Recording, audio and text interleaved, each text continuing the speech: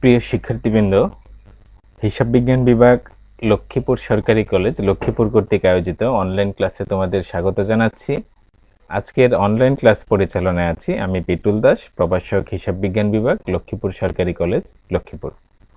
প্রিয় শিক্ষার্থীবৃন্দ, আজকের এই অনলাইন সেশনটি পরিচালিত হচ্ছে বিবিএ ফার্স্ট ইয়ার স্টুডেন্টদের জন্য। আর আজকে আমি প্রিন্সিপালস অফ মার্কেটিং এর প্রাইসিং চ্যাপ্টার থেকে আলোচনা করব, বা মূল্য নির্ধারণ। প্রিয় শিক্ষার্থীবৃন্দ, বাজারজাতকরণ নীতিমালা বিষয়ের গত সেশনে আমি আলোচনা করেছিলাম বাজারজাতকরণ পরিবেশ বিশ্লেষণ থেকে। আজকে আমি মূল্য নির্ধারণ থেকে আলোচনা করব। এটি তোমাদের জাতীয় বিশ্ববিদ্যালয় সিলেবাসের ৮ম অধ্যায়। তো প্রিয় শিক্ষার্থীবৃন্দ, প্রথমেই চলো আমরা জেনে নিই মূল্য বলতে কি বোঝায়, বা what do you mean by price. মূল্য হচ্ছে বিনিময়ের একটি উৎকৃষ্ট পন্থা। কোনো পণ্য বা সেবা গ্রহণের বিনিময়ে একজন ক্রেতা বিক্রেতাকে যে অর্থ প্রদান করে তাকে মূল্য বলে। খুবই সহজ ভাষা, এটা আমরা বিপরীত ক্রমে বলতে পারি। কোনো পণ্য বা সেবা প্রদানের বিনিময়ে বিক্রেতা ক্রেতার নিকট থেকে যে অর্থ গ্রহণ করে তাকেও মূল্য বলে। আর মূল্য হচ্ছে মূলত একটি বিনিময়ের পন্থা। তো মূল্য সম্পর্কে ফিলিপ কটলার এবং গ্যারি আর্মস্ট্রং বলেছেন, বাজারজাতকরণ বিশারদ। সে বলেছেন মূল্য হচ্ছে পণ্য বা সেবার জন্য ধার্যকৃত অর্থ। তার মানে হচ্ছে পণ্য বা সেবার জন্য যে অর্থ ধার্য করা হয় তাকে মূল্য বলে। Generally it is called that price is the amount of money what is charged for anything. তো কোনো কিছুর জন্য যা চার্জ করা হয় বা ধার্য করা হয় তাকে মূল্য বলে। তো এই ফিলিপ কটলার এবং গ্যারি আর্মস্ট্রং এর সংজ্ঞা থেকে আমরা কিছু মূল্যের বৈশিষ্ট্য পাই। কি কি বৈশিষ্ট্য পাই? যে মূল্য হচ্ছে পণ্য বা সেবা বিনিময়ের একটি পন্থা, এক্সচেঞ্জ করার একটি পন্থা। মূল্য হচ্ছে পণ্য বা সেবার বিনিময়ে ক্রেতা কর্তৃক প্রদত্ত অর্থ। এটা কিন্তু আবার আমরা বিপরীতক্রমে আরেকটি বৈশিষ্ট্য দিতে পারি, যে মূল্য হচ্ছে পণ্য বা সেবার বিনিময়ে বিক্রেতা কর্তৃক প্রাপ্ত অর্থ। কেমন? পণ্য বা সেবার বিনিময়ে ক্রেতা কর্তৃক যেরকম প্রদত্ত অর্থ, সেরকম বিক্রেতা কর্তৃক প্রাপ্ত অর্থ। এই বৈশিষ্ট্যটা আমরা দিতে পারি, কিন্তু আমি ওইটা দেইনি। মূল্য হচ্ছে এক ধরনের ভ্যালু যা কোনো কিছুর বিনিময়ে ক্রেতা প্রদান করে। তো মূল্যটা প্রদান করে কে? ক্রেতা। সকল ব্যবসায়ী ও অব্যবসায়ী প্রতিষ্ঠান তাদের প্রদত্ত পণ্য বা সেবার মূল্য নির্ধারণ করে। এখানে ব্যবসায়ী প্রতিষ্ঠানগুলোও তাদের এই পণ্য বা সেবার উপর মূল্য নির্ধারণ করে থাকে, আবার অব্যবসায়ী প্রতিষ্ঠানও সেই মূল্য নির্ধারণ করে থাকে। এখন মূল্যটা আমরা যদি সূত্রের মাধ্যমে প্রকাশ করতে চাই, যে সূত্রানুসারে মূল্যটা কিরকম হয়, সূত্রানুসারে মূল্য হবে পণ্য বা সেবার বিনিময়ে বিক্রেতা কর্তৃক গৃহীত অর্থ ডিভাইডেড বাই পণ্য বা সেবার বিনিময়ে ক্রেতা কর্তৃক প্রদত্ত অর্থ। এটি হচ্ছে মূল্যের সূত্র। এই বাজারজাতকরণে ব্যবহৃত মূল্য প্রশ্নটা আসলে তোমরা এই সূত্রটা ব্যবহার করতে পারো, যে সূত্রানুসারে মূল্য, আর মূল্য হচ্ছে পণ্য বা সেবার বিনিময়ে বিক্রেতা কর্তৃক গৃহীত অর্থ ডিভাইডেড বাই পণ্য বা সেবার বিনিময়ে ক্রেতা কর্তৃক প্রদত্ত অর্থ। তাহলে যদি আমরা এই মূল্যটা কি সামারাইজ করতে চাই, তার মানে হচ্ছে কোনো পণ্য বা সেবা বিনিময় করা হয়, যে ক্রেতা এবং বিক্রেতার মধ্যে যে বিনিময় হয়, এই বিনিময়ের একটা উত্তম মাধ্যম হচ্ছে বা পন্থা হচ্ছে মূল্য। কেমন? আর এই মূল্যটা প্রদান করে কে? ক্রেতা, আর গ্রহণ করে হচ্ছে বিক্রেতা। সেটা পণ্যেরও মূল্য হতে পারে, আবার সেবারও মূল্য হতে পারে। তো এখন এই যে মূল্য আমরা বললাম, এর কিছু বিকল্প পরিভাষা ব্যবহৃত হয়ে থাকে। যদি আমরা কাউকে বস্তুগত পণ্য দ্রব্য প্রদান করি, সাধারণত এটার ক্ষেত্রে তাকে মূল্য বলা হয়। বস্তুগত কোনো পণ্যদ্রব্য হলে, যেমন আমরা দোকান থেকে যদি একটি কলম কিনি তাহলে আমরা একটা বস্তুগত পণ্য পেলাম, এর বিনিময়ে আমি যে টাকাটা দিলাম এটাই হচ্ছে মূল্য। যেমন দোকান থেকে আমি 10 টাকা দিয়ে একটি কলম ক্রয় করলাম, তাহলে আমি যে পণ্যটা পেলাম এটা বস্তুগত পণ্য, হ্যাঁ, আমি এটা স্পর্শ করতে পারছি, এটা একটা বস্তু। এই বস্তুগত পণ্যের বিনিময়ে আমি যে এই যে 10 টাকা দিলাম, এই টাকাটা হচ্ছে আমার জন্য মূল্য। এরকম সেবার ক্ষেত্রে যদি মূল্যটা নির্ধারণ হয় তখন একটু এর ভাষাটি একটু বিকল্প ভাষা ব্যবহৃত হয়, পরিভাষাটা হয়ে যায় ফি। যেমন আমরা হইতে পারে এখানে জমি রেজিস্ট্রেশন ফি হতে পারে, হ্যাঁ, অথবা কোনো পার্কে যদি আমরা প্রবেশ করতে চাই তাহলে সেটার জন্য হতে পারে প্রবেশ ফি। কেমন? তাহলে এই মূল্যরই একটা পরিভাষা হচ্ছে ফি। আবার শিক্ষা সংক্রান্ত কোনো কাজে যদি আমাদেরকে যে টাকাটা পরিশোধ করতে হয় এটা হয়ে যায় টিউশন। কেমন? আবার ঘন্টা অনুযায়ী যদি কর্মীর কাজকে আমরা মূল্যায়ন করি তাহলে সেটাকে আমরা বলি, এর বিনিময়ে যে অর্থ প্রদান করা হয় সেটাকে আমরা বলি মজুরি। কেমন? আর আমরা জানি মজুরি এবং বেতনের মধ্যে একটি পার্থক্য বিদ্যমান সুস্পষ্ট। মজুরি হচ্ছে ঘন্টা অনুযায়ী যেটা পরিশোধ করা হয়, আর বেতনটা প্রদান করা হয় সাধারণত মাসিক ভিত্তিতে। আর মজুরিটা হচ্ছে শারীরিক বা কায়িক পরিশ্রমের ভিত্তিতে, আর এটা হচ্ছে মানসিক শ্রমের ভিত্তিতে মূল্যায়ন করা হয়। তাহলে ঘন্টা অনুযায়ী যদি কর্মীর কাজের যে আমরা জন্য যে অর্থ প্রদান করি তাকে বলা হয় মজুরি।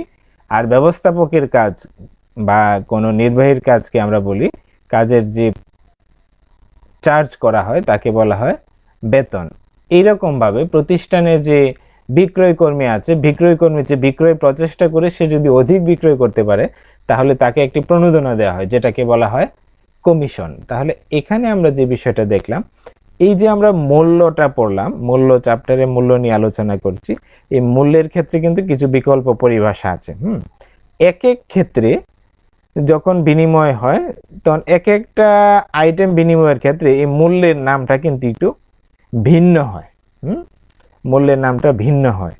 তো আমরা দেখলাম এখানে যে কর্মীর বা শ্রমিকের কাজের জন্য যে অর্থটা প্রদান করা হয় এই বিনিময় অর্থটার জন্য তাকে মূল্য না, বলা হয় এখানে মজুরি। তো প্রিয় শিক্ষার্থীবৃন্দ, এখন আমরা আলোচনা করব মূল্য নির্ধারণের উদ্দেশ্য। এর আগে দেখে নিই তোমরা দেখতে পাচ্ছ কিনা এবং সাউন্ডটা ঠিক আছে কিনা।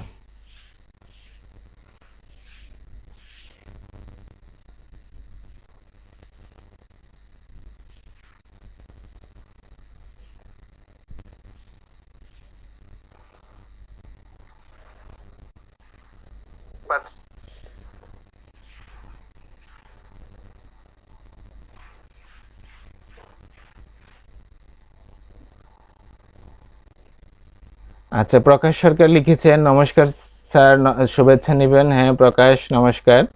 এই সাউন্ডে কোনো সমস্যা হলে, শুনতে অসুবিধা হলে তোমরা কমেন্টে জানাবে। তাও ভালোভাবে শুনতে পাচ্ছ কিনা তোমরা কমেন্টে জানাতে পারো। আমি দেখছি। আচ্ছা, এখন যে বিষয়টি নিয়ে বলছি সেটি হচ্ছে মূল্য নির্ধারণের উদ্দেশ্যগুলো কি কি আলোচনা করো। কেন প্রতিষ্ঠান মূল্য নির্ধারণ করে? আসলে মার্কেটিং মিক্স যে বা বাজারজাতকরণ মিশ্রণ, এর যে 4টি বিষয়, পণ্য, মূল্য, বন্টন ও প্রসার, এর মধ্যে একটি হচ্ছে মূল্য। আর মূল্য হচ্ছে সবচেয়ে গুরুত্বপূর্ণ উপাদান এই কারণে যে একজন উৎপাদক যে পরিমাণ অর্থ ব্যয় করে এই সকল তার ব্যয় এবং মুনাফা উঠে আসে কিন্তু তার মূল্যের মাধ্যমে। হ্যাঁ, এজন্য মূল্য নির্ধারণটা খুবই গুরুত্বপূর্ণ একটা বিষয়। এবং মূল্য যে ব্যাপারটা এটা কিন্তু খুবই সংবেদনশীল ব্যাপার। এই মূল্যটা যদি খুব বেশি হয়ে যায় তাহলে ক্রেতারা পণ্য কিনবে না, প্রতিযোগীর পণ্য কিনতে আগ্রহী হয়ে উঠবে। আবার যদি মূল্যটা খুবই কম হয়ে যায় তাহলে উৎপাদক বা বিক্রেতার মুনাফা কমে যাবে। তো এখন আমরা মূল্য নির্ধারণের উদ্দেশ্যগুলো আলোচনা করব। 1 নম্বর উদ্দেশ্য হচ্ছে টিকে থাকা। যে মূল্য নির্ধারণের প্রথম যে উদ্দেশ্যটি নিয়ে আলোচনা করছি সেটি হচ্ছে টিকে থাকা। একজন উৎপাদক তার পণ্যের মূল্য এমনভাবে নির্ধারণ করতে পারে যেন সে বাজারে টিকে থাকতে পারে। এই টিকে থাকা তার উদ্দেশ্যটা কখন হবে? যখন দেখবে সে যে পণ্য উৎপাদন করেছে বা বাজারজাতকরণ করবে যে পণ্যটি, এই পণ্যের সমজাতীয় পণ্য যদি বাজারে উপস্থিত থাকে,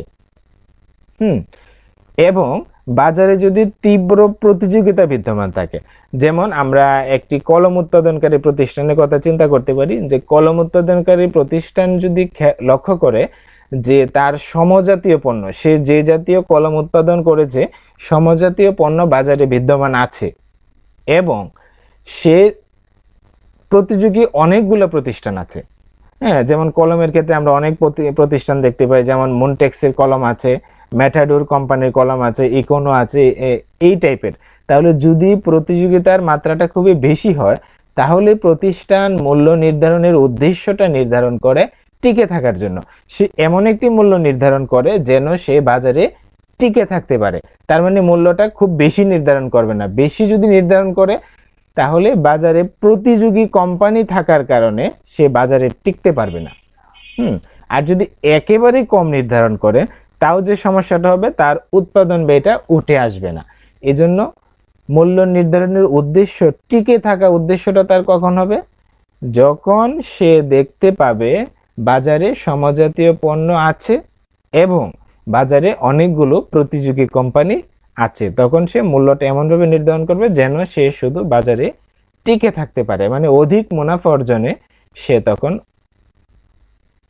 অধিক মুনাফা অর্জনের চেষ্টা করবে না।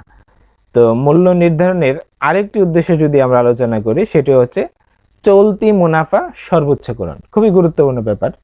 এটা কি চলতি মুনাফাটা সর্বোচ্চকরণটা কি?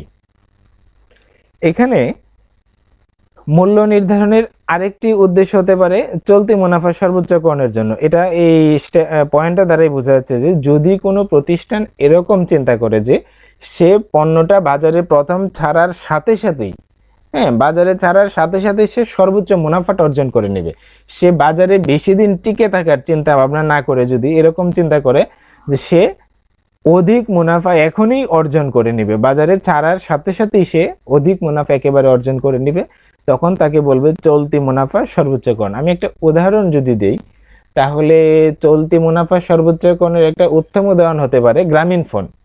আমরা গ্রামীণ ফোনে যখন প্রথম গ্রামীণ ফোন বাজারে আসে, তখন আমরা কথা বলতে কিন্তু প্রতি মিনিটে 10 টাকা খরচ হতো।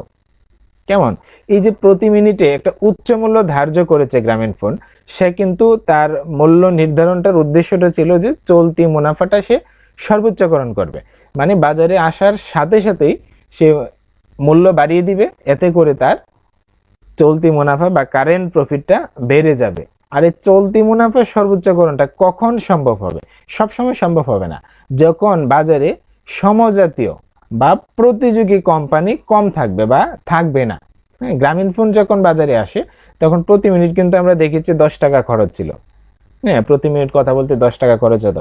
তখন কিন্তু সমজাতীয় একাধিক কোম্পানি ছিল না, যার কারণে সে চলতি মুনাফা সর্বোচ্চকরণ এই উদ্দেশ্যটি বাস্তবায়ন করতে সক্ষম হয়েছে। এরকম আরেকটি মূল্য নির্ধারণের উদ্দেশ্য হতে পারে, সেটি হচ্ছে বাজার শেয়ার সর্বোচ্চকরণ। এই বাজার শেয়ার সর্বোচ্চকরণ হচ্ছে বাজারে অধিক স্থান দখল করা, মানে বাজারে বেশি জায়গা দখল করা। এটা কিভাবে? বাজারে বেশি জায়গা দখল করা মানে যে একটি কোম্পানির মূল্য নির্ধারণের ক্ষেত্রে এরকম উদ্দেশ্য থাকতে পারে যে আমি ধরলাম আমি একটি কলম উৎপাদনকারী প্রতিষ্ঠান, সেরকম নির্ধারণ করতে পারে যে টোটাল এই আমাদের বাজারে যে পরিমাণ কলম বিক্রি হয়, এর অধিকাংশ বিক্রয় আমার কোম্পানি করবে। আমি পণ্যের মূল্যটা কম ধার্য করব যেন সম্পূর্ণ বাজারের অধিকাংশ শেয়ার তার নিয়ন্ত্রণে থাকে। এই ক্ষেত্রে করে কি কোম্পানি এই পণ্যের মূল্যটা কম ধার্য করে। কম ধার্য করলে প্রতিযোগী কোম্পানির পণ্য না কিনে করে কি ভোক্তা বা ক্রেতারা ওই নির্দিষ্ট কোম্পানির পণ্য ক্রয় করে মূল্য কম থাকার কারণে। এতে হয় কি কোম্পানি বাজার শেয়ার দখল করতে সক্ষম হয়। তো বাজার শেয়ার যদি সর্বোচ্চকরণ করতে চায়, তাহলে কোম্পানির মূল্য অধিক ধার্য করা যাবে না। আমরা বাজার শেয়ার সর্বোচ্চকরণের একটি উদাহরণ যদি দিতে চাই তাহলে দিতে পারি মোবাইল কোম্পানির ক্ষেত্রে বাংলা লিংক। আমরা দেখেছি বাংলা লিংক যখন প্রথম বাজারে তাদের কোম্পানি নিয়ে আসে, প্রথম যখন আসে তখন কিন্তু প্রতিটা সিমের দামও খুব কম ছিল। আমার যতদূর মনে পড়ে 32 টাকা বা এরকম ছিল একটা সিম ক্রয় করা যেত, এবং কল রেটও কিন্তু খুবই কম ছিল প্রতি মিনিটে। তাহলে তাদের টার্গেটটা ছিল যে বাজার শেয়ার সর্বোচ্চকরণ।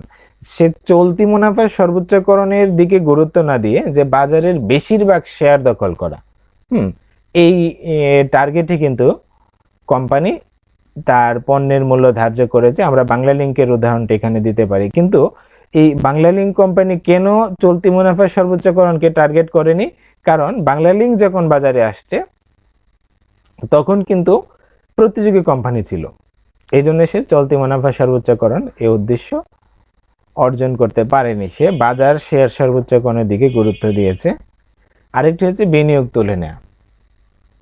যখন একটি কোম্পানি পণ্য বাজারে ছাড়ার পর দেখছে যে প্রতিযোগী কোম্পানির কারণে বাজারে টিকে থাকা কঠিন হয়ে যাচ্ছে, তখন তার উদ্দেশ্য এরকম হয় যে সে পণ্য উৎপাদন এবং গবেষণা খাতে যে পরিমাণ ব্যয় করেছে বা যে বিনিয়োগ করেছে সে বিনিয়োগটা তুলে আনা তার টার্গেট। এই লক্ষ্যেও সে মূল্য নির্ধারণ করতে পারে। পণ্য মানের নেতৃত্ব দান। এক্ষেত্রে মূল্য নির্ধারণের আরেকটা উদ্দেশ্য হচ্ছে পণ্য মানের নেতৃত্ব দান।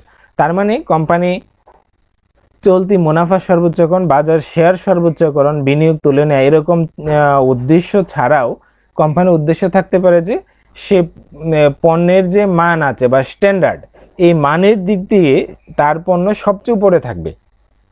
এরকম চিন্তা ভাবনার মাধ্যমে সে মূল্য নির্ধারণ করতে পারে। যেমন আমরা যদি আমরা একটি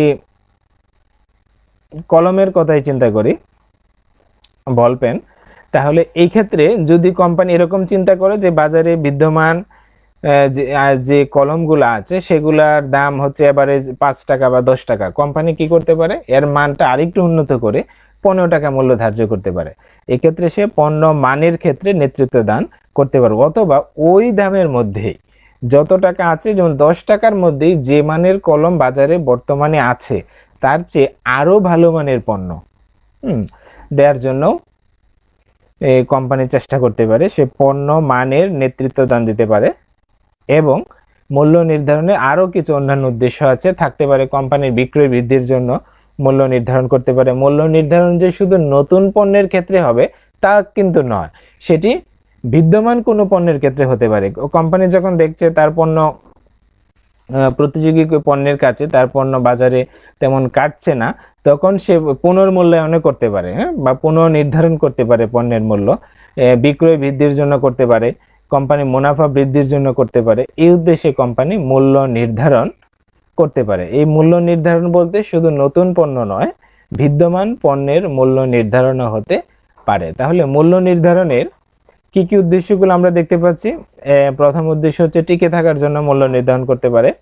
এটা কখন হয় টিকে থাকা? যখন বাজারে প্রতিযোগী কোম্পানি থাকে এবং সমজাতীয় পণ্য বাজারে বিদ্যমান থাকে। আবার চলতি মুনাফা সর্বোচ্চকরণ, এই উদ্দেশ্যে কখন মূল্য নির্ধারণ করতে পারবে? যদি প্রতিযোগী কোম্পানি বাজারে না থাকে এবং পণ্যটি বাজারে আসার সাথে সাথে যদি মুনাফা অর্জন করে নিতে চায়, মানে দীর্ঘদিন টিকে থাকার উদ্দেশ্য না নিয়ে কোম্পানি যদি চলতি সময়ে বেশি মুনাফা অর্জন করে নিতে চায়, তাহলে এই উদ্দেশ্যে সে মূল্য নির্ধারণ করে। বাজার শেয়ার সর্বোচ্চকরণ বলেছি, বাজারের বেশিরভাগ অংশ কোম্পানির দখলে নিয়ে আসা। বিনিয়োগ তুলে নেওয়ার উদ্দেশ্যে মূল্য নির্ধারণ করতে পারে। পণ্য মানের নেতৃত্ব দান, একই মূল্যে আর একটু ভালো মানের পণ্য দেওয়ার জন্য সে মূল্য নির্ধারণ করতে পারে। অন্যান্য উদ্দেশ্য থাকতে পারে। তো আমাদের তৃতীয় যে প্রশ্ন সেটি হচ্ছে মূল্য নির্ধারণের পদ্ধতি। তো মূল্য নির্ধারণের জন্য প্রতিষ্ঠান কি কি পদ্ধতি অবলম্বন করে? এর একটি পদ্ধতি হচ্ছে ব্যয় ভিত্তিক মূল্য নির্ধারণ। ব্যয়ের উপর ভিত্তি করে মূল্য নির্ধারণ করে। আমরা জানি ব্যয় হচ্ছে মূল্যের সর্বনিম্ন সীমা।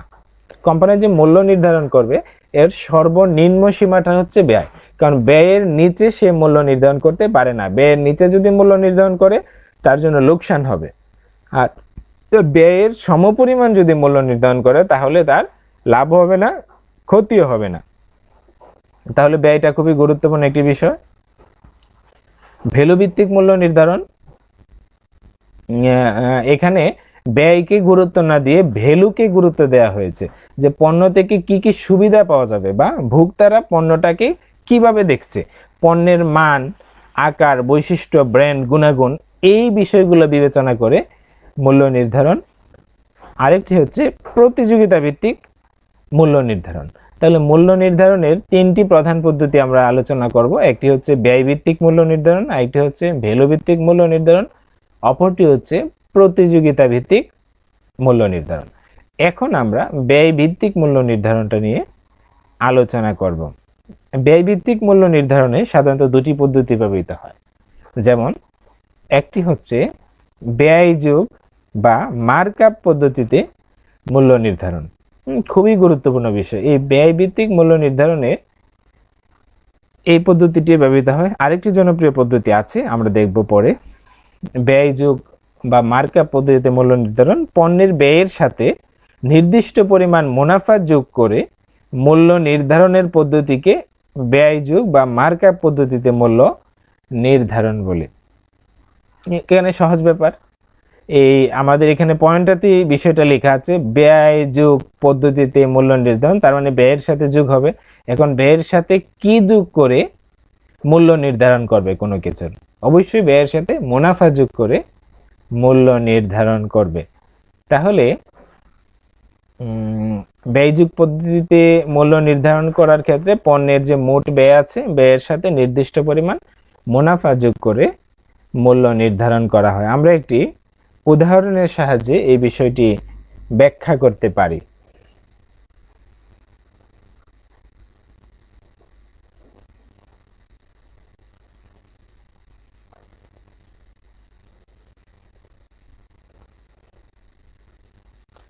এখানে তোমরা মোহাম্মদ আরাফাত হৃদয় লিখেছে, ঠিক আছে স্যার শুনতে পাচ্ছি, ধন্যবাদ মোহাম্মদ আরাফাত হৃদয়। প্রকাশ সরকার লিখেছে, ঠিক আছে স্যার, ধন্যবাদ প্রকাশ। আচ্ছা, তাহলে আমরা বাকিটা কন্টিনিউ করছি। এখন একটা উদাহরণের মাধ্যমে আমরা এই যে ব্যয়যোগ পদ্ধতিতে মূল্য নির্ধারণটি একটু আলোচনা করছি। মনে করি একটি টুথপেস্টের উৎপাদন ব্যয় 100 টাকা। যে কোনো পণ্য হতে পারে, আমি টুথপেস্ট ধরে নিয়েছি, উৎপাদন ব্যয় 100 টাকা ও বাজারজাতকরণ ব্যয় 20 টাকা। তাহলে মোট ব্যয় হলো 120 টাকা এবং কোম্পানি প্রতিটি টুথপেস্ট থেকে 5 টাকা মুনাফা অর্জনের প্রত্যাশা করছে। তাহলে এক্ষেত্রে পণ্যটির মূল্য হওয়া উচিত, আমরা প্রথম ব্যয়যোগ পদ্ধতিতে প্রথম মোট ব্যয় নির্ণয় করতে হবে। এখানে আছে উৎপাদন ব্যয় 100 টাকা এবং বাজারজাতকরণ ব্যয় 20 টাকা। তাহলে আমরা বলতে পারবো মোট ব্যয় 120 টাকা, আর এর সাথে আমরা মুনাফা যোগ করব। কোম্পানি মুনাফা অর্জন করতে চাই কত টাকা? 5 টাকা।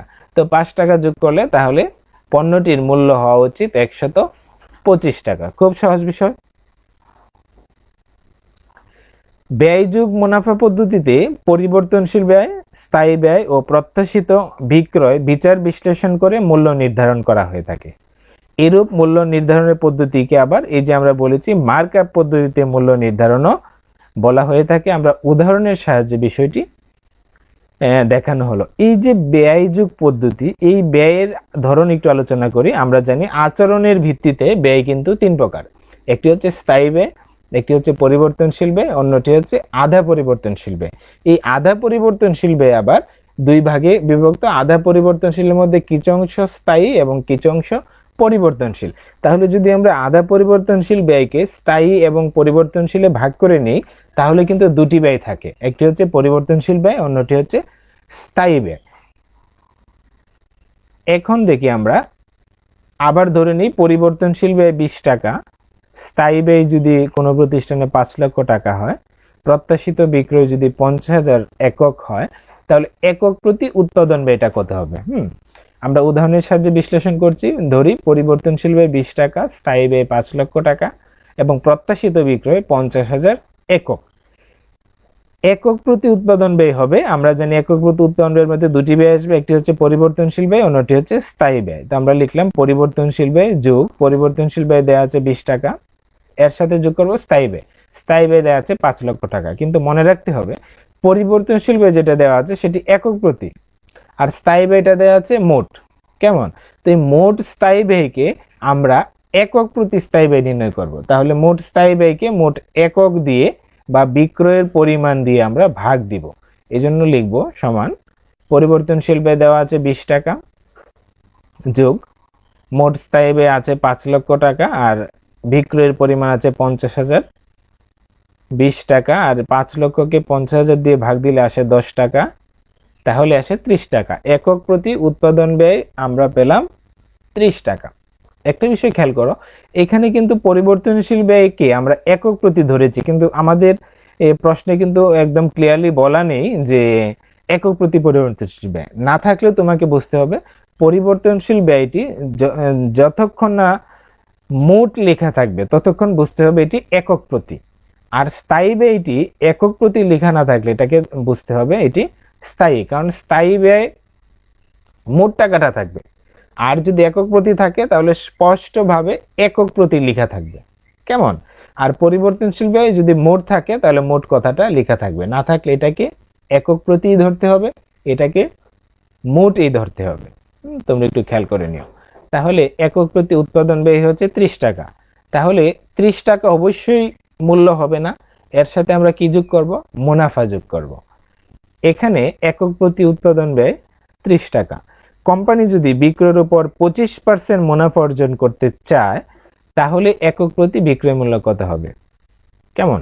এখানে একটা বিষয় লক্ষণীয়, কোম্পানি যদি বিক্রয়ের উপর 25% মুনাফা অর্জন করতে চায়, আমাদের যে 30 টাকা আসছে এটা কিন্তু উৎপাদন ব্যয়, বিক্রয় নয়।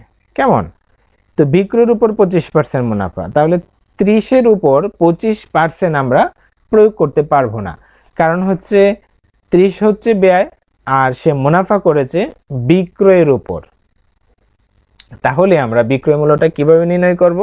একক প্রতি বিক্রয় মূল্য সমান এই 30 টাকা লিখব, এই 30 টাকাকে আমরা ভাগ দিব যে 30 টাকা কত অংশ। 30 টাকা কিন্তু বিক্রয় মূল্য নয়, যেহেতু বিক্রয় মূল্যের উপর শতকরা হার প্রয়োগ করে হয়েছে, তোমরা হিসাব বিজ্ঞানের সবাই বোঝার কথা, যার উপর শতকরা হার প্রয়োগ করা হবে তাকে 100 ধরতে হবে। তাহলে বিক্রয় মূল্য যদি 100 হয়, আমরা যে 30 দিয়ে মানটা বের করছি সেই 30 হবে 100 থেকে 25 কম। কেমন? তাহলে 100 থেকে 25 কম হলে সেটা হবে 75।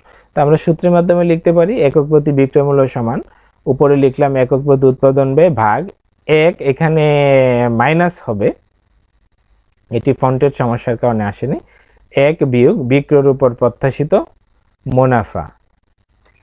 তো একক প্রতি উৎপাদন ব্যয় 30 টাকা থাকবে, 1 বিয়োগ প্রত্যাশিত মুনাফা 25% ছিল, আমি পার্সেন্টকে লিখেছি 0.25। যদি আমরা মান বসাই 30 ডিভাইডেড বাই 0.75 আসছে 40 টাকা। তাহলে একক প্রতি বিক্রয় মূল্য হলো কিন্তু 40 টাকা। আমরা একটু উদাহরণের সাহায্যে বোঝালাম যে ব্যয় যোগ পদ্ধতিতে মূল্য নির্ধারণ করার ক্ষেত্রে প্রথম প্রতিষ্ঠান মোট ব্যয় নির্ণয় করবে, আর মোট ব্যয়ের মধ্যে দুটি ব্যয় আসবে, একটি হচ্ছে পরিবর্তনশীল ব্যয়, অন্যটি হচ্ছে স্থায়ী ব্যয়। এই মোট ব্যয়ের সাথে মুনাফা যোগ করে বিক্রয় মূল্যটা নির্ধারণ করবে, যেটা এখানে 40 টাকা এসেছে। এই ব্যয়ভিত্তিক মূল্য নির্ধারণের আরেকটি জনপ্রিয় পদ্ধতি হচ্ছে ব্রেক ইভেন বিশ্লেষণ মূল্য নির্ধারণ। এই ব্রেক ইভেন পদ্ধতিতে মূল্য নির্ধারণটা সবচেয়ে জনপ্রিয় পদ্ধতি, কিন্তু এই পদ্ধতিটি আমি এখানে আলোচনা করছি না, কারণ পরবর্তী আরেকটি প্রশ্ন আছে যেখানে ব্রেক ইভেনের বিস্তারিত আলোচনা আছে, এটা আমরা ওই জায়গায় আলোচনা করব, বরং আমরা এখন স্কিপ করে যাচ্ছি, এটা পরের প্রশ্নটাতে আলোচনা করব। ভ্যালু ভিত্তিক মূল্য নির্ধারণ, আমি বলেছি এই ব্যয় ভিত্তিক মূল্য নির্ধারণের ক্ষেত্রে ব্যয়কে বিবেচনায় আনা হয়, যে একটি পণ্যের ব্যয় কত হয়েছে ওই ব্যয়ের সাথে মুনাফা যোগ করে তারপর মূল্য নির্ধারণ করা হয়। কিন্তু ভ্যালু ভিত্তিক মূল্য নির্ধারণের ক্ষেত্রে কিন্তু ব্যয় বিবেচনা করা হয় না, যে একটি পণ্যের ব্যয় যতই হোক এই ব্যয় মূল্য নির্ধারণে প্রভাব বিস্তার করবে না, সে কোনটিকে ভিত্তি হিসেবে নেবে? ভ্যালুকে। তার মানে এই পণ্যটা কাস্টমার বা কনজিউমার, ক্রেতা বা ভোক্তা কিভাবে নিচ্ছে, সে পণ্যটির মান কেমন, পণ্যের আকার কি, ব্র্যান্ড কিরকম, এই বিষয়গুলো বিবেচনা করে কিন্তু সে মূল্যটি নির্ধারণ করবে। যেমন আমরা যদি একটি উদাহরণ দিতে চাই, ভ্যালু ভিত্তিক মূল্য নির্ধারণটা কিরকম হয়, যদি তুমি চিন্তা করো ঢাকা শহরে তুমি ফার্মগেটে কোনো একটা গলিতে দাঁড়িয়ে যদি এক কাপ চা পান করো, তাহলে সে চায়ের মূল্য হবে ধরো 5 টাকা। এই চায়ের মূল্য 5 টাকা। একই চা এই একটু মানের ক্ষেত্রে ভিন্ন হতে পারে। তুমি যদি একটা বড় রেস্টুরেন্টে গিয়ে পান করো, সেই চায়ের মূল্য কিন্তু হয়ে যায় 25 টাকা। এর চাইতে আরেকটু নিচু মানের হলে হতে পারে 10 টাকা। তাহলে এই যে প্রত্যেকটা জায়গায় কিন্তু প্রোডাক্ট সেম, প্রায় সমমানের পণ্য, প্রায় সমমান কাছাকাছি, কিন্তু এই ভ্যালুর কারণে কিন্তু মূল্যটা ভিন্ন হচ্ছে। কারণ ক্রেতা বা ভোক্তা মনে করছে যে ওই জায়গা থেকে এই একটা রেস্টুরেন্টের চায়ের মানটা আর একটু ভালো হবে, বা কোনো যদি ব্র্যান্ড হয়, কোনো একটা নামি দামি রেস্টুরেন্ট হয়, এই রেস্টুরেন্টের চায়ের প্রতি ক্রেতার আকর্ষণ বেশি থাকে। তাহলে এই ভ্যালু ভিত্তিক মূল্য নির্ধারণটা হচ্ছে যে একটি পণ্যকে ক্রেতা কিরকম ভ্যালু দিচ্ছে, বা কতটুকু গুরুত্ব দিচ্ছে, এর উপর নির্ভর করে সে মূল্য নির্ধারণ করবে। এখানে সে ব্যয়কে বিবেচনা করবে না। যেমন একদম একটি ফুটপাতে যদি দাঁড়িয়ে বা একটি গলির দোকানে দাঁড়িয়ে যদি তুমি একটি চা পান করো, তার ব্যয় যত, এর যে 3 গুণ দাম রাখছে বড় একটি রেস্টুরেন্টে, তার ব্যয় কিন্তু 3 গুণ বেশি না, প্রায় কাছাকাছি, একই ব্যয় হতে পারে, কিন্তু সে ব্যয়টিকে গুরুত্ব না দিয়ে ভ্যালুটিকে গুরুত্ব দিচ্ছে। তাহলে ভ্যালুর উপর ভিত্তি করে মূল্য নির্ধারণ করা হয়ে থাকে। এই মূল্য নির্ধারণের আরেকটি পদ্ধতি হচ্ছে প্রতিযোগিতা ভিত্তিক মূল্য নির্ধারণ। খুবই গুরুত্বপূর্ণ পয়েন্ট। এই কম্পিটিশনকে বিবেচনা করে যদি মূল্য নির্ধারণ করে, যে বাজারে তো প্রতিযোগিতা বিদ্যমান, কারণ একদম সম্পূর্ণ নতুন আবিষ্কৃত পণ্য ছাড়া প্রায় সকল পণ্যেরই কিন্তু প্রতিযোগী কোম্পানি বাজারে আছে। এই প্রতিযোগিতা ভিত্তিক মূল্য নির্ধারণের ক্ষেত্রে একটি পদ্ধতি হচ্ছে চলতি হার ভিত্তিক মূল্য নির্ধারণ। চলতি হার ভিত্তিক মানে যে হারটি বর্তমানে আছে ওই হারে যদি মূল্য নির্ধারণ করি, তার মানে প্রতিযোগী কোম্পানি সমজাতীয় পণ্য কি মূল্যে বিক্রয় করছে তার উপর ভিত্তি করে মূল্য নির্ধারণ করা হলে তাকে চলতি হার ভিত্তিক মূল্য নির্ধারণ বলে। তার মানে হচ্ছে তুমি একটি কলম উৎপাদনকারী প্রতিষ্ঠা করেছো, এখানে একটি কলম উৎপাদন করেছো, তোমার কাজ হচ্ছে যে ব্যয়কেও বিবেচনা করো নাই, যে ব্যয় কত হয়েছে তাও বিবেচনা করো নাই, ভ্যালু এটাও বিবেচনা করো নাই। তুমি করতে পারো যে আমি প্রতিযোগিতা ভিত্তিক মূল্য নির্ধারণ করব। কিভাবে? যে বাজারে সমজাতীয় পণ্য মানে এই মানের কলম কত টাকায় বিক্রয় হচ্ছে, আমি যদি সেই মূল্যটাই ধার্য করি, তাহলে সেটা হচ্ছে চলতি হার ভিত্তিক মূল্য নির্ধারণ। আরেকটি হচ্ছে দরপত্র ভিত্তিক মূল্য নির্ধারণ। এক্ষেত্রে হয় কি, এটাও প্রতিযোগিতা ভিত্তিক মূল্য নির্ধারণ।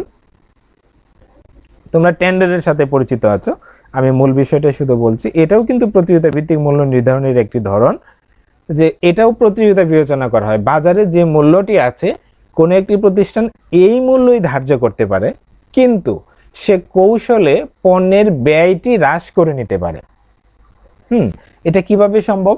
যদি আমরা বলি যে এই বাজারে সমজাতীয় পণ্যের সাথে তুলনা করে সে মূল্য 5 টাকায় ধার্য করলো, কিন্তু 5 টাকায় ধার্য করার পর সে যদি উৎপাদন ব্যয় সমজাতীয় প্রতিষ্ঠানে 3 টাকা হয়, সে যদি 2.5 টাকা বা 2 টাকা 50 পয়সায় যদি সে উৎপাদন ব্যয়টা সম্পন্ন করতে পারে, তাহলে তার কিন্তু মুনাফা বৃদ্ধি পায়।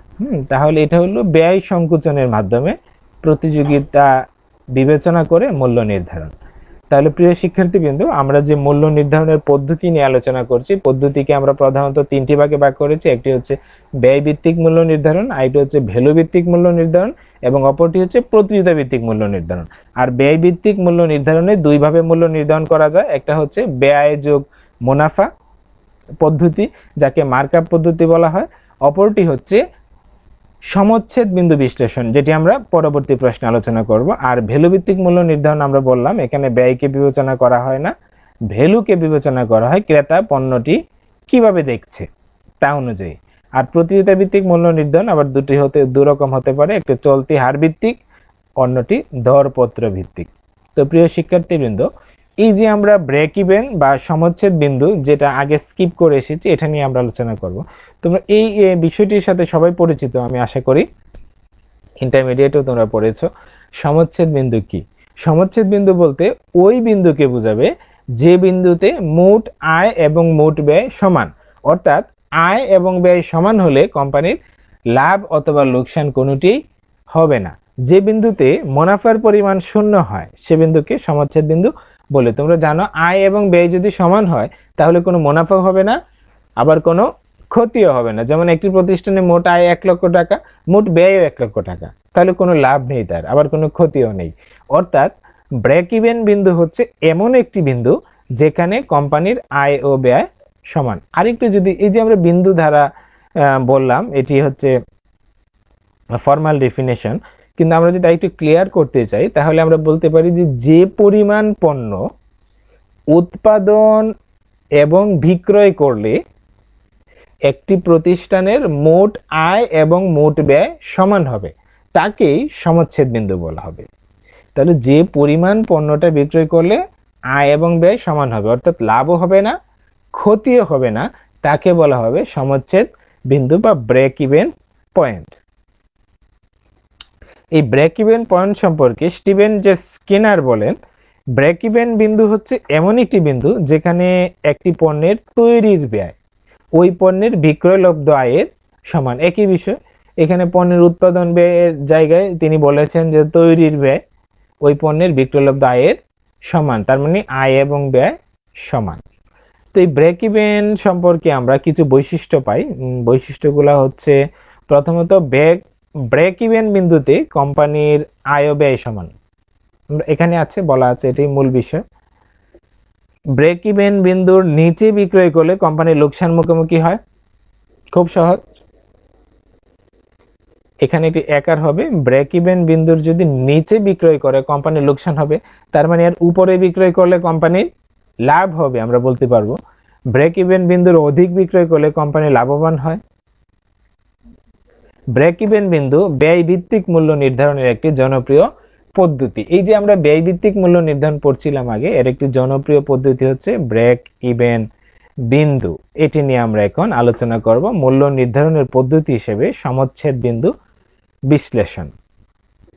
ব্রেক ইভেন বিশ্লেষণের মাধ্যমে প্রতিষ্ঠান এমনভাবে মূল্য নির্ধারণ করে যাতে তার আয় ও ব্যয় সমান হয় এবং টার্গেট মুনাফা অর্জিত হয়। আমরা ইতিমধ্যে জেনে গিয়েছি যে ব্রেক ইভেন বলতে সে মূল্যটা এমনভাবে নির্ধারণ করবে যাতে তার আয় এবং ব্যয় কি হয়, সমান হয়। আর আয় ব্যয় যেখানে সমান হবে সেখানে তার লাভও থাকবে না লোকসানও থাকবে না। ওই পয়েন্টের সাথে নির্দিষ্ট পরিমাণ মুনাফা যোগ করলে তার সেটাকে বলে টার্গেট মুনাফা, সেটা অর্জিত হয়। আমরা যদি একটি উদাহরণের সাহায্যে বিষয়টি আলোচনা করি, মনে করি একজন উৎপাদক ব্যবসায়ী 10 লক্ষ টাকা বিনিয়োগ করেছে এবং বিনিয়োগের উপর সে 20% বা 10 লক্ষর 20% আসে 2 লক্ষ টাকা মুনাফা অর্জন করতে চায়। আরো মনে করি স্থায়ী ব্যয় 3 লক্ষ টাকা, পরিবর্তনশীল ব্যয় 10 টাকা এবং প্রত্যাশিত বিক্রয়ের পরিমাণ 50,000 একক। এটা আমরা ধরে নিয়েছি, হ্যাঁ, তুমি ভিন্নটাও ধরতে পারো। তো আমরা ধরে নিয়েছি সে 10 লক্ষ টাকা বিনিয়োগ থেকে 2 লক্ষ টাকা মুনাফা অর্জন করতে চায়। আবার তার ব্যয় সংক্রান্ত তথ্য আমরা জানি। আমরা ব্যয় যুগ পদ্ধতি সমঝোতে আরেকটি পদ্ধতি ব্রেক ইভেন বিশ্লেষণ পদ্ধতি পড়ছি। এখন একক প্রতি উৎপাদন ব্যয়টা আমরা নির্ণয় করব। আর একক প্রতি উৎপাদন ব্যয় কিন্তু একটা দেওয়া আছে, একক প্রতি পরিবর্তনশীল ব্যয় যোগ করব স্থায়ী ব্যয় একক প্রতি। তাহলে একক প্রতি উৎপাদন ব্যয় সমান একক প্রতি পরিবর্তনশীল ব্যয় যোগ একক প্রতি স্থায়ী ব্যয়। আর একক প্রতি স্থায়ী ব্যয় কিভাবে বের করব?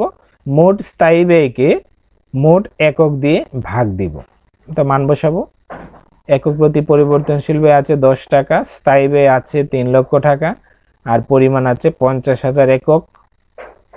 মান বসালাম 10, এই 3 লক্ষকে 50 দিয়ে ভাগ করলে আসে 6, 16 টাকা। অর্থাৎ এই প্রতিষ্ঠানের একক প্রতি উৎপাদন ব্যয় হচ্ছে 16 টাকা।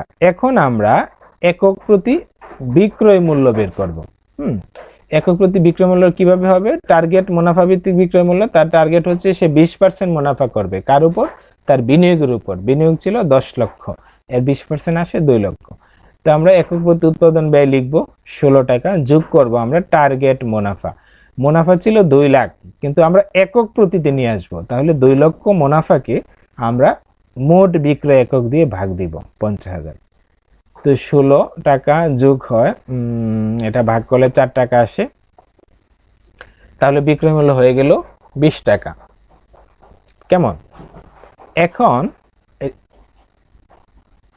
এখানে ব্রেক ইভেন পরিমাণটা কত বা সমচ্ছেদ পরিমাণটা কত? এই সমচ্ছেদ বিক্রয়ের একটা সূত্র আছে, কিন্তু তোমরা জানো হয়তো বা সবাই, সমচ্ছেদ বিক্রয় খুবই গুরুত্বপূর্ণ সূত্র। এটি শুধু মার্কেটিং এ নয়, অ্যাকাউন্টিং এ কাজে লাগবে, ম্যানেজমেন্ট অ্যাকাউন্টিং এ কাজে লাগবে। সমচ্ছেদ বিক্রয় বা ব্রেক ইভেন পরিমাণ সমান স্থায়ী ব্যয় ডিভাইডেড বাই একক প্রতি বিক্রয় মূল্য মাইনাস একক প্রতি পরিবর্তনশীল ব্যয়। এখানে আসলে মাইনাস হবে ফ্রন্টের কারণে, এখানে আসলে মাইনাসটা জায়গা অন্য একটা হয়ে গিয়েছে, আসলে দুঃখিত, এখানে মাইনাস হবে। ব্রেক ইভেন পরিমাণের সূত্র হচ্ছে স্থায়ী ব্যয় ডিভাইডেড বাই একক প্রতি পরিবর্তনশীল, একক প্রতি বিক্রয় মূল্য বিয়োগ একক প্রতি পরিবর্তনশীল ব্যয়। আমরা মান বসাবো। এই অঙ্কে স্থায়ী ব্যয় ছিল 3 লক্ষ টাকা আর বিক্রয় মূল্য ছিল 20 টাকা, একক প্রতি পরিবর্তনশীল ব্যয় ছিল 10 টাকা। তো আমরা দেখি 30,000 একক আসছে। এই 30,000 একক আসলে কি? আমরা জানি ব্রেক ইভেন্টে আয় ব্যয় সমান হয়, আয় এবং ব্যয় সমান হয়। তার মানে 30,000 একক যদি কোম্পানি বিক্রয় করে, তাহলে কোম্পানির কোনো প্রকার লাভ হবে না, আবার কোনো প্রকার লোকসানও হবে না। কোম্পানির প্রত্যাশিত বিক্রয় কিন্তু ছিল 50,000, সে চাচ্ছে 50,000 একক বিক্রয় করতে। এর মধ্যে সে নির্ণয় করে নিল যে 30,000 একক বিক্রয় করলে কোনো লাভও হবে না, কোনো ক্ষতিও হবে না। আর এই 30,000 একককেই বলে ব্রেক ইভেন পয়েন্ট বা সমচ্ছেদ বিন্দু। এখানে আয় ব্যয় সমান। আমরা দেখব আসলে এখানে আয় ব্যয় সমান হয় কি না। তাহলে এখন আমরা ব্রেক ইভেন বিন্দুতে মোট আয় নির্ণয় করব। আগে দেখি আয় কত আসে। আয় নির্ণয় করতে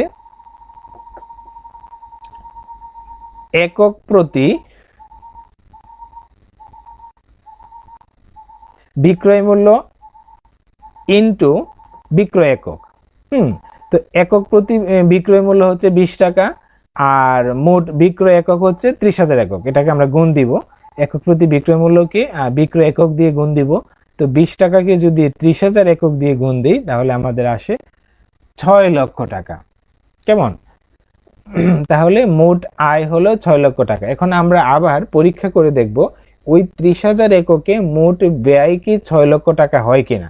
যদি ব্যয় 6 লক্ষ টাকা হয়, তাহলে 30,000 একক হবে প্রকৃতপক্ষে ব্রেক ইভেন পয়েন্ট। এখন আমরা দেখব আবার ব্রেক ইভেন বিন্দুতে মোট ব্যয়। তো মোট ব্যয়ের মধ্যে আছে মোট স্থায়ী ব্যয় যোগ একক প্রতি পরিবর্তনশীল ব্যয় ইনটু উৎপাদন পরিমাণ। এখানে স্থায়ী ব্যয় দেওয়া আছে 3 লক্ষ টাকা যোগ পরিবর্তনশীল ব্যয়, এই 30,000 এককে একক প্রতি ব্যয় 10 দিয়ে গুণ দিলাম, তাহলে মোট ব্যয় আসলো কত? 6 লক্ষ টাকা। তাহলে আমাদের কিন্তু মিলে গিয়েছে, মোট আয়ও 6 লক্ষ, মোট ব্যয়ও 6 লক্ষ। তাহলে আমরা বলতে পারি উপরোক্ত বিশ্লেষণ থেকে দেখা যায় যে কোম্পানি যদি 30,000 একক পণ্য উৎপাদন ও বিক্রয় করে, তাহলে মোট আয় ও মোট ব্যয় সমান হবে, অর্থাৎ 6 লক্ষ টাকা হবে। কোম্পানি 30,000 এককের যদি বেশি বিক্রয় করতে পারে, তাহলে তার লাভ হবে, আর যদি কম বিক্রয় করে তাহলে তার লোকসান হবে। কেমন? তাহলে দেখা গেল যে সমচ্ছেদ বিন্দু হচ্ছে এমন একটি বিন্দু বা এমন উৎপাদন বা বিক্রয়ের পরিমাণ, যে পরিমাণ উৎপাদন বা বিক্রয় করলে কোম্পানির মোট আয় এবং মোট ব্যয় সমান হবে। আমাদের এই অঙ্কে এসেছে 30,000 একক। আমরা প্রমাণও করেছি 30,000 এককে উৎপাদন করলে তার মোট আয় এবং মোট ব্যয় দুটিই হয় 6 লক্ষ টাকা। তাই কোম্পানিকে লাভ করতে হলে 30,000 এককের অতিরিক্ত বিক্রয় করতে হবে। যদি সে 30,000 এককও বিক্রয় করে, তাহলেও তার লাভ হবে। আর যদি 30,000-এর চেয়ে 1 এককও কম বিক্রয় করে, তাহলে কোম্পানির লোকসান হবে। এই সমচ্ছেদ বিক্রয়ের কাজটি আমরা চিত্রের মাধ্যমেও দেখাতে পারতাম। আজকে এখানে দেখানো হয়নি, তোমরা চিত্রের মাধ্যমে বিশ্লেষণ করতে পারবে। তোমরা বই থেকে এই চিত্রটি দেখবে, যদি না পারো আমি সমাধান করে দিব। এখন মূল্য নির্ধারণে বিবেচ্য উপাদান সমূহ আলোচনা করো। এই প্রশ্নটি আলোচনা করব। মূল্য নির্ধারণের জন্য কি কি উপাদান বিবেচনা করতে হবে? ভোক্তার প্রত্যক্ষকৃত ভ্যালু, এটা বিবেচনায় আনতে হবে। আমরা ইতিমধ্যে এই বিষয়টি নিয়ে আলোচনা করেছি যে ভ্যালুটা কি। আমরা মূল্য নির্ধারণে যখন ভ্যালু ভিত্তিক মূল্য নির্ধারণ পদ্ধতি পড়েছি, তখন আমরা এই বিষয়টি নিয়ে আলোচনা করেছি। এখানে কি কি বিষয় আসবে? হ্যাঁ, মূল্যটা অত্যন্ত সংবেদনশীল একটা বিষয়, হ্যাঁ, খুবই সেন্সিটিভ বিষয়। কারণ কোনো একটি পণ্যের মূল্য যদি খুব বেশি হয়ে যায়, তাহলে ভোক্তা এই পণ্যটি মোটেই কিনবে না, সে প্রতিযোগী কোনো একটি কোম্পানির পণ্যটা কিনে নিবে। আবার মূল্যটা যদি খুব কমও হয়ে যায়, তাহলে যে প্রতিষ্ঠান পণ্য উৎপাদন করলো তার অনেক লোকসান হয়ে যাবে। এজন্য এমন একটি জায়গায় মূল্যটা নির্ধারণ করতে হবে যাতে পণ্য থেকে ভোক্তা যে সুবিধাটা পায়, ওই সুবিধাটা তার প্রদত্ত মূল্যের চেয়ে বেশি হয়। তার মানে একটি পণ্য থেকে ভোক্তা যে সুবিধা পায়, এই সুবিধা যদি সে যে ওই পণ্যের জন্য যে মূল্য প্রদান করে তার যদি বেশি হয়, তাহলে সে পণ্যটি ক্রয় করবে। আর যদি তার চেয়ে কম হয়, তাহলে সে পণ্যটি কিনবে না, সে প্রতিযোগী কোম্পানির পণ্য কিনবে। কাজেই পণ্য মূল্য নির্ধারণের ক্ষেত্রে ভোক্তার প্রত্যক্ষকৃত ভ্যালু, হ্যাঁ, সে কেমন ভ্যালু দিচ্ছে পণ্যটাকে, এই বিষয়টি বিবেচনা করতে হবে। আরেকটি বিষয় হচ্ছে পণ্যের ব্যয়সমূহ। আমরা এটাও পড়ে আসছি কিন্তু মূল্য নির্ধারণ পদ্ধতিতে। কারণ মূল্য নির্ধারণের সময় তো ব্যয় অবশ্যই বিবেচনা করতে হবে। এখন ব্যয় হয়েছে 50 টাকা একটি পণ্যের, এখন এর যদি আমরা বিক্রয় মূল্য নির্ধারণ করি 48 টাকা, তাহলে 2 টাকা লোকসান হবে। কাজেই মূল্য নির্ধারণ অবশ্যই পণ্যের ব্যয় বিবেচনায় আনতে হবে। আমরা জানি ব্যয় সমূহকে তুমি একটু বিশ্লেষণ করে লিখবি, দুই ভাগে ভাগ করা যায়, একটি হচ্ছে স্থায়ী ব্যয় আর অন্যটি হচ্ছে পরিবর্তনশীল ব্যয়। কেমন? তো এই ব্যয় ভিত্তিক মূল্য নির্ধারণের বিবেচ্য বিষয়ের মধ্যে আমরা এখানে ব্যয় যোগ মুনাফা পদ্ধতি এই বিষয়টি আলোচনা করতে পারি এবং সমচ্ছেদ বিক্রয় এটি আলোচনা করতে পারি। তো মূল্য নির্ধারণের আরেকটি বিষয় বিবেচনা রাখতে হবে, সেটা হচ্ছে প্রতিযোগীর মূল্য। এটাও আমরা আগের প্রশ্নে কিন্তু আলোচনা করেছি। প্রতিযোগীর মূল্য বিবেচনায় আনতে হবে, তাছাড়া অন্যান্য বাহ্যিক ও অভ্যন্তরীণ উপাদান বিবেচনায় আনতে হবে। এইখানে কি কি বিষয় আসবে? এইখানে আসবে অন্যান্য কি কি বিষয় আছে, যেমন কোম্পানির বাজারজাতকরণ উদ্দেশ্য কি, এই বিষয়টি কেন আলোচনায় আসবে। যেমন কোম্পানি বাজারজাতকরণ উদ্দেশ্য কি কি হতে পারে, আমরা প্রথম পড়েছি মূল্য নির্ধারণের উদ্দেশ্য হতে পারে কোম্পানি বাজারে টিকে থাকা, এর উদ্দেশ্য হতে পারে চলতি মুনাফা সর্বোচ্চকরণ, মূল্য নির্ধারণের উদ্দেশ্য হতে পারে বাজার শেয়ার সর্বোচ্চকরণ, হতে পারে পণ্য মানের নেতৃত্ব দান, হতে পারে কোম্পানির বিনিয়োগ উঠিয়ে আনা, বা বিনিয়োগ তুলে আনা। এই যে কোনো হতে পারে। বাজারজাতকরণ উদ্দেশ্যটা বিবেচনায় রাখতে হবে এবং কোম্পানি আসলে কি চায়, সে কি চলতি মুনাফা অর্জন করতে চায় নাকি দীর্ঘকালে বাজারে টিকে থাকতে চায়, এই বিষয়গুলো কিন্তু বিবেচনায় আনতে হবে। তবে একটা বিষয় খেয়াল করো, আমরা দ্বিতীয় যে প্রশ্নটা বললাম পদ্ধতি, ওই প্রশ্নটা যদি তুমি ভালোভাবে পড়ো, তাহলে কিন্তু এই বিষয়গুলো তোমার মাথায় চলে আসে যে মূল্য নির্ধারণ পদ্ধতিটা পড়লে মূল্য নির্ধারণের ক্ষেত্রে কি কি বিষয় বিবেচনায় আনতে হবে তা চলে আসবে। তো এই বিষয়গুলো একটু ভালো করে পড়ে দেবে। তো প্রিয় শিক্ষার্থীদের, মূল্য নির্ধারণ চ্যাপ্টার থেকে আজকের আলোচনা এই পর্যন্ত। আমি আশা করি চ্যাপ্টারটি পড়বে, কোনো কিছু বুঝতে সমস্যা হলে আমাকে জানাতে। সবাই ভালো থাকো, সুস্থ থাকো, এই আশা এখানে শেষ করছি। ধন্যবাদ।